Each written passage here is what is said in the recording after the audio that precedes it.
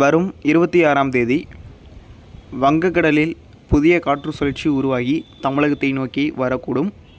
தற்போது தமிழகத்திற்கு அதிக கனமழைக்கான வாய்ப்புகள் இன்றிலிருந்து உருவாகி இருக்கிறது. குறிப்பாக இன்றைய தினம் தமிழகத்தின் தென் தமிழகம் தொடங்கி பின்னர் வட தமிழகம் வரையிலும் பரவலாக கன முதல் மிக கனமழை வரையிலும் பதிவாக இருக்கிறது.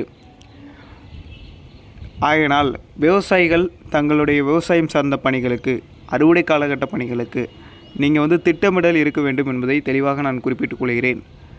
இன்று இரவில் சுமார் 28 மாவட்டங்களில் கனமழை பெய்ய வாய்ப்புள்ளது.